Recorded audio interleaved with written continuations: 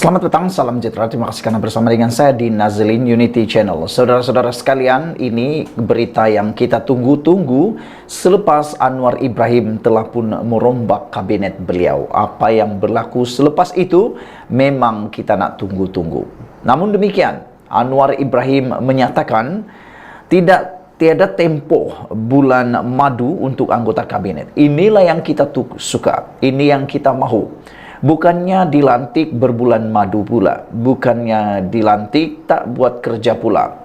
Anwar Ibrahim wajar mengatakan perkara itu supaya Malaysia tidak terus terbiar, terlena dan terus dibuai mimpi semata-mata. Yang kita kehendaki ialah semua jemaah menteri yang telah dilantik ini segera bekerja, segera melaksanakan tanggungjawab dan segera membantu rakyat. Itulah yang dinasihati oleh Anwar Ibrahim. Kata beliau, tiada tempoh bulan madu untuk anggota kabinet. Perdana Menteri Datuk Seri Anwar Ibrahim memberi peringatan kepada semua anggota kabinet, termasuk yang baru dilantik, bahawa tidak ada tempoh untuk berbulan madu. Sebaliknya, mereka perlu terus menjalankan tugas menyelesaikan masalah rakyat. Beliau berkata, anggota kabinet dan kerajaan juga dituntut untuk menoktahkan kemiskinan tegar, menguasai bidang-bidang penting, memacu pertumbuhan ekonomi dan menjamin kemakmuran negara. Anwar berkata, perkara itu antara yang disampaikan beliau dalam mesyuarat pertama kabinet baru jemaah menteri pagi tadi. Dalam mesyuarat ini, saya tekankan tentang bidang tugas baru setiap kementerian masing-masing. Mesyuarat juga mengutus penghargaan buat mantan Menteri Sumber Manusia V. Sivakumar atas sumbangan yang telah diberikan.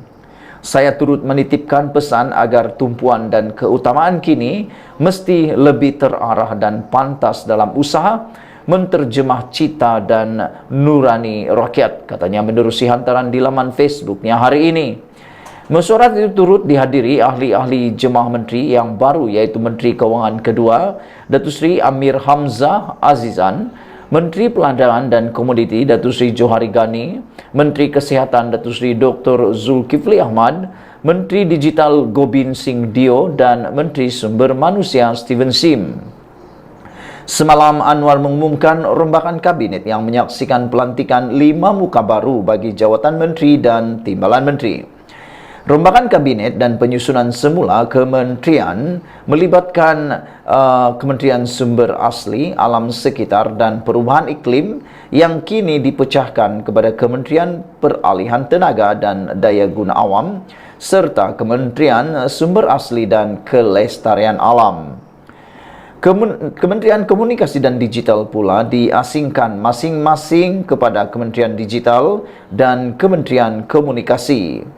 Rombakan itu menyaksikan jumlah ahli menteri meningkat daripada 28 kepada 31, manakala timbalan menteri bertambah daripada 27 kepada 29, sekaligus jumlah keseluruhan anggota pentadbiran Kerajaan Perpaduan kini adalah 60 orang. Kita nak ucapkan tahniah kepada semua menteri dan timbalan menteri yang baru dilantik, dan kita juga menyeru supaya mereka menjalankan tugas seperti mana yang diamanahkan, dan kita memohon supaya seperti pesan peringatan daripada Datuk Seri Anwar Ibrahim ini, supaya semua anggota kabinet termasuk yang baru dilantik tidak ada tempoh untuk berbulan madu. Sebaliknya, mereka perlu terus menjalankan tugas menyelesaikan masalah rakyat. Sekian dulu, ikuti terus ulasan selepas ini. Selamat petang, salam sejahtera. Terima kasih karena bersama dengan saya di Nazlin Unity Channel. Ini satu berita paling menggemparkan kita. Mungkinkah ini adalah skandal rasuah yang terbesar diterima pada tahun ini? Itu pasti mengejutkan Anda, betul? SPRM sudah siasat skandal rasuah bernilai 97 juta di KSM. Wow, ini luar biasa. Dan nilainya pun luar biasa, 97 juta rasuah. Bayangkan, itu bukan satu jumlah yang kecil, ini satu jumlah yang sangat-sangat besar. Apa ceritanya? Kenapa pula di KSM, yaitu Kementerian Sumber Manusia? Suruhanjaya Pencegahan Rasuah Malaysia telah menyiasat skandal rasuah 97 juta ringgit membabitkan pengambilan pekerja asing di Kementerian Sumber Manusia KSM. Kes ini kini dalam kajian timbalan pendakwa raya, kata Menteri di Jabatan Perdana Menteri, Undang-Undang dan Reformasi Institusi Datuk Seri Azalina Othman Said. Oleh kerana siasatan masih dalam tindakan, maka pihak SPRM tidak dapat mendedahkan butiran siasatan tersebut. Buat masa kini, selaras dengan Seksyen 29 dalam kurungan 4 Akta Suruhanjaya Pencegahan Rasuah Malaysia 2009 Akta 694. Penyiasatan kes ini menyaksikan penahanan pegawai tugas-tugas khas Menteri Sumber Manusia V. Sivakumar dalam bulan April tahun ini. Saudara-saudara sekalian, Sivakumar turut merekodkan kenyataannya. Ini dipetik daripada Harapan Daily. Saudara-saudara sekalian, apabila kita bercakap tentang skandal rasuah ini, memang menjijikkan. Siapapun yang melakukannya, siapapun yang terlibat, kita memang mengecam habis-habisan. Bayangkan, duit 97 juta ringgit itu sepatutnya pergi ke mana? Kalaulah duit itu sepatutnya disalurkan untuk pembangunan rakyat, untuk kebaikan rakyat, sudah berapa ramai orang miskin yang jadi kaya? Sudah berapa ramai orang yang sakit dah sembuh penyakit? Sudah berapa ramai warga tua, anak-anak yatim, orang-orang yang daif dapat rumah dan perlindungan yang sepatutnya. Tapi kerana ada yang raja sakau, ada yang suka ambil duit rasuah, makan duit rasuah, maka inilah yang terjadi.